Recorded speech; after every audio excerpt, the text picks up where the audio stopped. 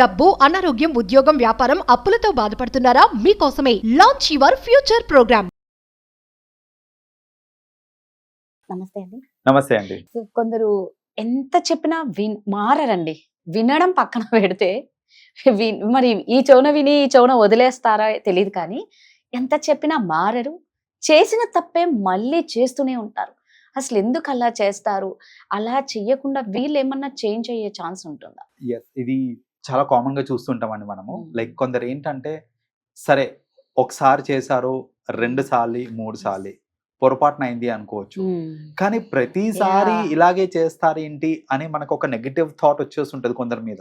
ఇది దీనికి examples general గా ఎలా ఉంటుందంటే, కొందరు ఏంటంటే వర్క్ విషయంలో చూసుకుంటే గనక చేసిన తప్పే మళ్ళీ మళ్ళీ చేస్తూ ఉంటారు. లైక్ అది దాని అలా కాదు, ఇది ఇలా అని చెప్పినప్పటికీ కూడా వాళ్ళు ఏంటంటే అదే మిస్టేక్ చేస్తూ ఉంటారు. వర్క్ ఫ్రంట్ లో కొందరు అలా ఉంటారు, మనం ఫ్రెండ్స్ లో చూస్తూ ఉంటాం. కొందరు ఏంటంటే రిపీటెడ్లీ రాంగ్ పీపుల్ తోటి వాళ్ళ రిలేషన్షిప్ లోకి వెళ్ళిపోతా ఉంటారు. వెళ్ళిపోయి ఏంటంటే వాళ్ళు మళ్ళీ సఫర్ అవుతారు. అంతా సఫర్ అయిన తర్వాత మళ్ళీ నెక్స్ట్ రిలేషన్షిప్ కి వెళ్ళేటప్పుడు జనరల్ గా ఏంటి, జాగ్రత్తగా ఉండాలి. కానీ మళ్ళీ వాళ్ళు ఇంకొక రాంగ్ పర్సన్ దగ్గరికే వెళ్ళి కూర్చుంటారు వాళ్ళు. సో అట్లా బేసిక్ గా ఏంటంటే కొందరిది రిపిటేటివ్ ప్యాటర్న్ ఉంటుంది అనమాట. చెప్పిందే చేసిన మిస్టేకే చేస్తూ ఉంటారు. కొందరు ఏంటంటే మర్చిపోయే ఇదో థాట్ ఒకటి ఉంటుంది, అలవాటు ఒకటి ఉంటుంది చాలా మందికి. లైక్ జనరల్ గా వైఫ్ హస్బెండ్ మీరు ఇంటికి వచ్చినప్పుడు తీసుకురాండి అంటే తీసుకురాకుండా ఇంటికి వెళ్ళిపోతారు. ఏమైంది అని అంటే మర్చిపోయా. సరే ఒక రోజు మర్చిపోయావు, 2వ రోజు, 3వ రోజు. సో ఎన్నిసార్లు ఎన్ని రోజులు మర్చిపోతావు, నీకు అసలు నా మీద ప్రేమే లేదు, ఇలాంటి ఆర్గ్యుమెంట్స్ వస్తా ఉంటాయి. వీళ్ళిద్దరి మధ్యలో మ్యారేజ్ డేలు, బర్త్డేల దగ్గర ఇంకెక్కువ ఉంటది. ఒక్కసారి మర్చిపోయావంటే అనుకోవచ్చు, ప్రతిసారి మర్చిపోతావు నువ్వు. కొంతమంది వైఫ్ లు కావాలని డేట్ అడుగుతారండి, ఆ డేట్ కూడా కొంతమంది హస్బెండ్స్ చెప్పలేకపోతారు పాపం. అబ్సల్యూట్లీ. ఎన్నో టెన్షన్స్ ఉంటాయి. ఇప్పుడు అది చెప్పలేరు, ఆ రోజు చెప్పలేదు అని అంటే ఇంకా తాండవమే. సో బేసిక్ గా ఇలాంటివి ఏంటంటే ఇట్లా మర్చిపోవడము, ఇలాంటివి ఏంటంటే రిపిటేటివ్ గా అవుతూ ఉంటాయి. సో ఇలా రిపిటేటివ్ గా అవ్వడము, ఈ మిస్టేక్స్ ఏవైతే ఉన్నాయో చాలా మంది ఏమనుకుంటారంటే వాళ్ళు దీని ఒక నెగటివ్ ఫినామినా కింద తీసుకుంటారు. దట్ వీడు మారడు, వీడికి బుద్ధి లేదు, ఇలాంటి లేబులింగ్ చేసేస్తూ ఉంటారు అనమాట. కానీ యాక్చువల్గా ఒక పర్సన్ చేసిన తప్పే మళ్ళీ మళ్ళీ చేస్తున్నారు అని అంటే మనం దాన్ని ఒక తప్పులాగానే కాకుండా దాని వెనుక జరిగే యాక్టివిటీస్ ఏంటి, రూట్ కాజెస్ ఏంటి అని తెలుసుకున్నారనుకోండి, ఫస్ట్ ఆఫ్ ఆల్ మనకి వాళ్ళ మీద ఒక పర్స్పెక్టివ్ అనేది చేంజ్ అవుతుంది. అండ్ మనకు కూడా అర్థమవుతుంది వాళ్ళని ఎలా మనం దాని నుంచి బయటకు తీసుకురావాలి అనేసి. సో అందులో ఫస్ట్ అండ్ ఫార్మోస్ట్ ఏంటిది అని అంటే, కొందరికి కొత్త విషయాలు ట్రై చేయాలి అని అంటే భయం ఎక్కువ. ఆ భయం ఏంటంటే ఫెయిల్ అయ్యేదానికంటే కూడా కొత్త విషయాలు ట్రై చేయడంలోనే వాళ్ళకి భయం ఎక్కువ ఉంటుంది అనమాట.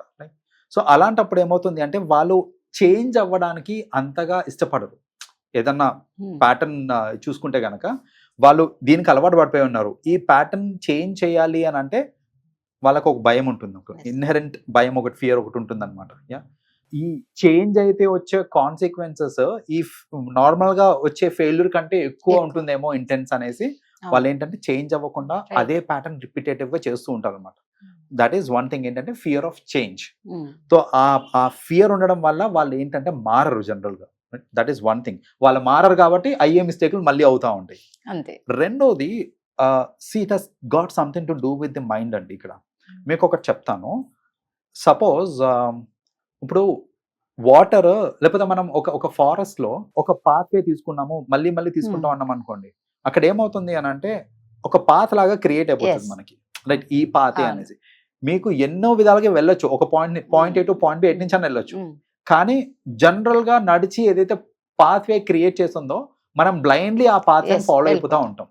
సో అక్కడ ఏమవుతుందంటే ఎక్కువ శాతం అదే పాత్ వెళ్ళటం అనేది అది ఒక అలవాటుగా మనకి ఎలాగైతే మారిపోతుందో ఫిజికలీ, మెంటల్లీ కూడా ఏమవుతుంది అని అంటే ఒక థాట్ ప్రాసెస్ ఆర్ ఒక పర్టికులర్ యాక్టివిటీ ఇది ఇలాగే అవ్వాలి అని వాళ్ళకి ఏంటంటే ఒక పాత్వే క్రియేట్ అయిపోతుంది అనమాట మైండ్ లో. ఆ పాత్వే క్రియేట్ అయిపోయేసరికి ఏంటంటే పద్దాక మన థాట్ ప్రాసెస్ అదే డైరెక్షన్ నుంచి ఫ్లో అవుతూ ఉంటుంది. సో ఆ డైరెక్షన్ నుంచే ఫ్లో అవుతుంది కాబట్టి ఏంటంటే వాళ్ళు చేంజ్ కి పెద్దగా స్కోప్ కనపడదు వాళ్ళల్లో. That is the other thing అనమాట. అండ్ థర్డ్ థింగ్ ఏంటంటే చాలా మంది రిపీటేటివ్ మిస్టేక్స్ చేయటం ఎందుకు చేస్తూ ఉంటారు అని అంటే వాళ్ళకి రియల్ కాన్సిక్వెన్స్ ఏంటిది అనేది అర్థం కాకపోవడం. సో అసలు కాన్సిక్వెన్సెస్ ని మనకి అర్థం చేపించామని అనుకోండి, వాళ్ళలో చేంజ్ అయ్యే స్కోప్ ఉంటుంది. అసలు కాన్సిక్వెన్సెస్ తెలియట్లేదు అనుకోండి వాళ్ళకి, అప్పుడు that is when the problem comes in to picture అనమాట. సో ఫర్ ఎగ్జాంపుల్ ఇప్పుడు పద్దాకా నేను లేట్ వస్తున్నాను ఇంటికి, నేను టైంకి వస్తా అని చెప్తా, ఈ టైంకి వస్తా అని చెప్తాను కానీ కరెక్ట్గా ఆ టైంకి రాను, ఖచ్చితంగా లేట్ వెళ్తున్నాను. నేను రోజు లేట్ వెళ్తున్నాను కానీ లేట్ వెళ్ళడం వల్ల అవతలకి ఏం ఇంపాక్ట్ పడుతుంది అని నాకు తెలియట్లేదు అనుకోండి, నేను ఈ ప్యాటర్న్ మార్చను, నేను లేట్ గానే వెళ్తుంటాను. అవతలకి ఏం ఇంపాక్ట్ పడుతుంది అనేది నాకు తెలిసిన రోజు మారడానికి ఎంతో కొంత ఆస్కారం ఉంటుంది మనకి. సో యునో వాళ్ళు చేసే ఒక యాక్షన్ వల్ల ఇంపాక్ట్ ఏంటిది అనేది వాళ్ళకి తెలియడం ఆర్ తెలియచేయడం అనేది చాలా important. That is one there is a possibility of change అనమాట. So this is the other thing ఏంటంటే మనం వాళ్ళకి ఏంటి ఇంపాక్ట్ అని చెప్పడం. And last and most important అండి, ఇలాంటి కేసెస్లో చాలా మంది చేసే మిస్టేక్ ఏంటంటే వాళ్ళ క్యారెక్టర్ మీద నిందేస్తారు. నువ్వు ఏది యూజ్లెస్ ఫెలోవి, నీకు సెన్స్ లేదు, నువ్వు మారవు, ఇంకా కొన్ని బూతులు కూడా యూజ్ చేసేస్తా ఉంటారు అనమాట. సో ఇలాంటి కేసెస్ ని మనం ఇలా బూతులతోటి తిట్టేసి వాళ్ళ క్యారెక్టర్ ని మనం దెబ్బతీస్తున్నాం అనుకోండి, on the you know in the process మనం వాళ్ళ క్యారెక్టర్ ని నిందిస్తున్నాము అని అంటే వాళ్ళు చేంజ్ అయ్యే ఛాన్సెస్ చాలా తక్కువ. సో క్యారెక్టర్ ని నిందించడం కరెక్ట్ కాదు.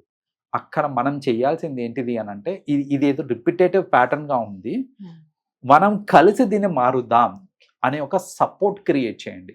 నువ్వు ఇంతే, నువ్వు మారవు అనటం కాదు, నువ్వు పద్దాకి ఇదే చేస్తావు, నీకు అసలు ప్రేమ లేదు, ఇలాంటివి కాకుండా ఇది ఏదో మన రిపిటేటివ్ ప్యాటర్న్ లాగా ఉంది, మనం దీన్ని కలిసి సాల్వ్ చేసుకుందాము. ఎందుకంటే యాక్చువల్గా అయితే నువ్వు ఇలా కాదు, నువ్వు ఇలా చెయ్యవు, కానీ ఇలా అవుతుంది, అన్ఇంటెన్షనల్ గా అవుతుందేమో, మనం రూట్ కాజ్ ఏంటో ఫైండ్ అవుట్ చేసి దీన్ని మనం కలిసి వర్కౌట్ చేద్దామని ఒక సపోర్ట్ క్రియేట్ చేశారనుకోండి, అలాంటి వాళ్ళలో చేంజ్ చూడడానికి మనకి స్కోప్ ఉంటుంది. సో అలా కాకుండా పద్దాక నిందిస్తున్నారు అనుకోండి, వాళ్ళు ఏం చేస్తారంటే వాళ్ళ బ్రెయిన్ ని కట్ ఆఫ్ చేసేస్తారు. మీరు తిట్టడం స్టార్ట్ చేస్తారంటే వాళ్ళ బ్రెయిన్ ని కట్ ఆఫ్ చేసేస్తారు. మీరు తిడుతున్నారు కానీ nothing will go in to their head. అందుకనే వాళ్ళు ఏమవుతుంది అంటే మీరు చెప్తున్నారు, పద్దాక చెప్తున్నారు, ఈ రోజు చెప్తున్నారు, రేపు చెప్తున్నారు, కానీ మీరు అలా నిందిస్తున్నారు కాబట్టి నేను when I cut off my brain there, మీరు చెప్పేది నా మనసుకి ఎక్కదు. అసలు ఎక్కనప్పుడు నేను చేంజ్ చేసే స్కోప్ ఎక్కడుంది అక్కడ. సో కాబట్టి అలా క్యారెక్టర్ ని నిందించకుండా మనం ఏంటంటే కలిసి ఒక సపోర్ట్ సిస్టమ్ లాగా క్రియేట్ చేసి ఇది ఒక కలెక్టివ్ ఎఫర్ట్ అని వాళ్ళకి తెలియచేసి మనం కనుక మార్చడానికి ట్రై చేసాం అనుకోండి, మారటానికి స్కోప్ ఉంటుంది. Thank you. వెల్కమ్ అండి.